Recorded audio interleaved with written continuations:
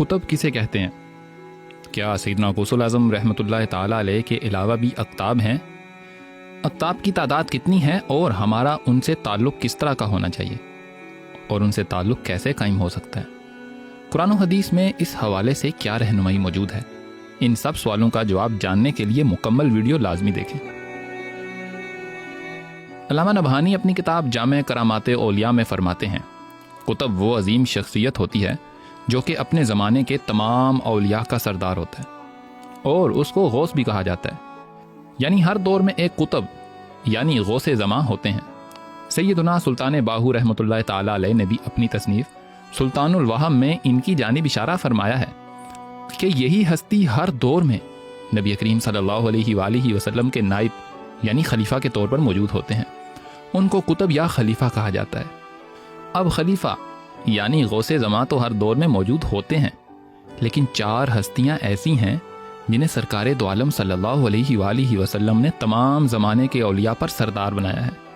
اہل اللہ نہ صرف انہیں جانتے ہیں بلکہ ان کا ذکر خیر بھی فرماتے ہیں۔ انہیں اقطاب اربع، قطب الاقطاب اور غوث اعظم بھی کہا جاتا ہے۔ ان میں سب سے پہلے سیدی الشیخ احمد رفاعی رحمۃ اللہ تعالیٰ علیہ ہیں، جن سے سلسلہ رفاعیہ ہے۔ ان کے بعد سیدی الشیخ عبد القادر جیلانی رحمۃ اللہ تعالیٰ علیہ ہیں، جن سے سلسلہ قادریہ ہے۔ پھر سیدی الشیخ احمد بدوی رحمۃ اللہ تعالیٰ علیہ ہیں، جن کی طریقت کا نام سلسلہ باداویہ ہے۔ اور آخری قطب الاقطاب برہان الدین سیدی الشیخ ابراہیم الدسوقی الشاذلی رحمۃ اللہ تعالیٰ علیہ ہیں، جن کی طریقت کا نام سلسلہ البرہانیہ الدسوقیہ الشاذلیہ ہے۔ ان 4 اقطاب میں سے ہمارے ہاں عموماً سیدنا عبد القادر جیلانی رحمۃ اللہ تعالیٰ علیہ معروف ہیں، لیکن دراصل ان اقطاب کی تعداد 4 ہے اور علماء نے ان کا ذکر اپنی کتابوں میں کیا ہے، جیسا کہ امام احمد رضا خان بریلوی رحمۃ اللہ تعالیٰ علیہ نے اپنے مشہور فتاوی رضویہ جلد 21 میں ان 4 اقطاب کا ذکر فرمایا ہے اور ان کے نام بھی ذکر فرمائے ہیں۔ سیدی احمد کبیر رفاعی کا نام احمد اور القاب محی الدین اور کبیر ہیں۔ آپ سیدنا امام حسین رضی اللہ عنہ اور سیدنا امام موسیٰ کاظم رضی اللہ عنہ کی اولاد میں سے ہیں۔ آپ کی ولادت باسعادت 1 رجب 512 ہجری کو عراق کے شہر واسط میں ہوئی۔ 555 ہجری میں آپ اپنے خلفاء و مریدین کے ساتھ مکہ مکرمہ حج کے لیے تشریف لے گئے اور حج کا فرض سر انجام دینے کے بعد روضہ رسول صلی اللہ علیہ وآلہ وسلم پر حاضری کے لیے مدینہ منورہ تشریف لائے۔ روضہ رسول پر پہنچے تو آپ کا چہرہ مبارک نور سے چمک رہا تھا۔ مزار اقدس کے قریب انتہائی عجز و احترام کے ساتھ تحفہ سلام پیش کیا۔ عرض کیا السلام علیکہ یا جدی، آپ پر سلام ہو اے میرے نانا۔ جواب میں مزار اطہر صلی اللہ علیہ وآلہ وسلم سے ارشاد ہوا وعلیک السلام یا ولدی، تم پر بھی سلامتی ہو اے میرے فرزند۔ آپ نے شدت عشق میں تڑپتے ہوئے ان اشعار کی صورت میں دست بوسی کی درخواست پیش کی، یا رسول اللہ، جب میں آپ سے جسمانی طور پر دور تھا تو اپنی روح کو بیجا کرتا تھا، وہ میری نمائندہ بن کر آپ کی بارگاہ میں حاضر ہوا کرتی تھی۔ آج میں اپنے جسم کے ساتھ آپ کی بارگاہ میں حاضر ہوا ہوں، آپ اپنا دست اقدس بڑھائیے تاکہ میں اسے بوسہ دے سکوں۔ آپ کی یہ درخواست بارگاہ رسالت میں قبول ہوئی اور سرور کونین صلی اللہ علیہ وآلہ وسلم کا ہاتھ مبارک آپ کے مزار مبارک سے ظاہر ہوا۔ سیدنا احمد کبیر رفاعی رحمۃ اللہ تعالیٰ علیہ نے گھٹنوں کے بل بیٹھ کر انتہائی ادب و احترام اور عجز و انکساری کے ساتھ دست معطر و منور صلی اللہ علیہ وآلہ وسلم کو تھام کر بوسہ لے لیا۔ اس وقت حرم شریف میں بہت سے مشائخ و اولیاء سمیت کم و بیش 90,000 زائرین اور عاشقان مصطفیٰ صلی اللہ علیہ وآلہ وسلم کا مجمع موجود تھا۔ اس واقعہ کو اس وقت کے بہت زیادہ علماء نے نقل کیا ہے۔ آپ کا سلسلہ رفاعیہ ہے جو کہ آج بھی عرب ممالک میں موجود ہے۔ دوسرے قطب الاقطاب سیدی الشیخ عبد القادر جیلانی رحمۃ اللہ تعالیٰ علیہ ہیں۔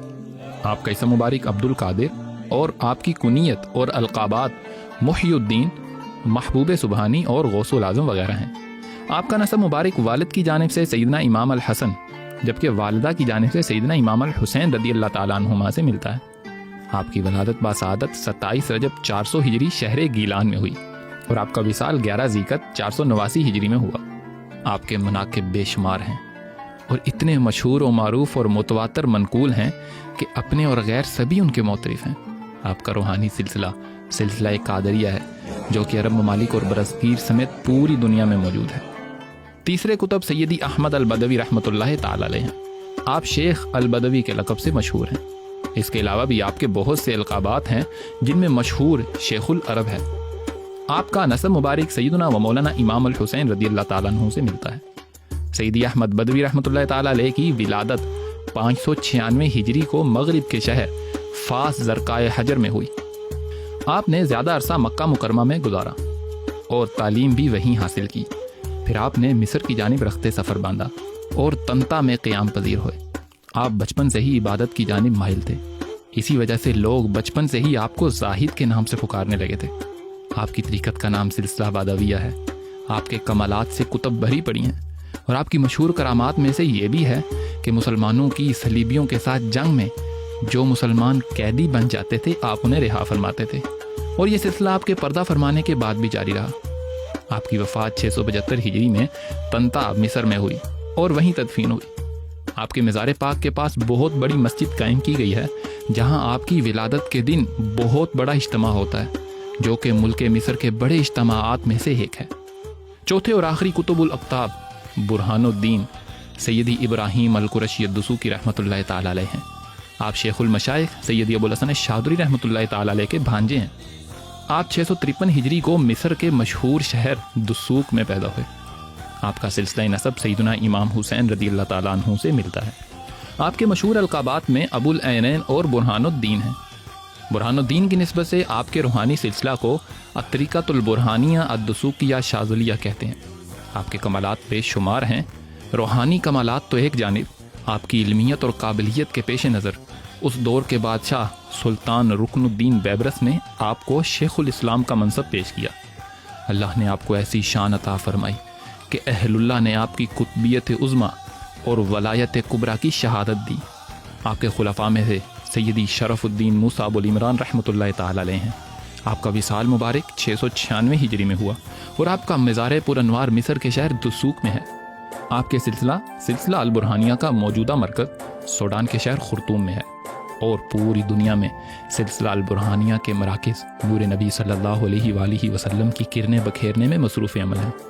مشائخ برہانیہ کا پیغام ذکر اللہ کو عام کرنا ہے، تاکہ دلوں کی صفائی ہو سکے اور دل محبت مصطفیٰ صلی اللہ علیہ وآلہ وسلم کی روشنی سے جگمگا سکیں۔ ان عظیم ہستیوں سے تعلق قائم ہونے سے ہی قلب و نظر کی اصلاح ہو سکتی ہے۔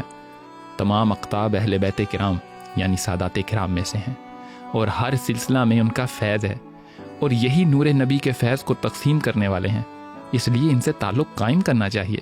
اور اسی بات کا اللہ کے حبیب صلی اللہ علیہ وآلہ وسلم نے حکم فرمایا اور امت کو وصیت فرمائی تھی کہ میں اپنے بعد تم میں 2 چیزیں چھوڑے جا رہا ہوں، اگر ان کو تھام لوگے تو کبھی گمراہ نہیں ہوگے، اللہ کی کتاب اور میری اطرت یعنی میرے اہل بیت۔ انہی کے دامن سے وابستہ ہونے والے کے لیے اللہ کی معرفت اور اس کے قرب کا راستہ کھلتا ہے۔ اللہ سبحانہ و تعالی ہمیں اہل اللہ کی محبت اور ان سے وابستہ ہو کر خود کو سنوارنے کی توفیق عطا فرمائے، آمین۔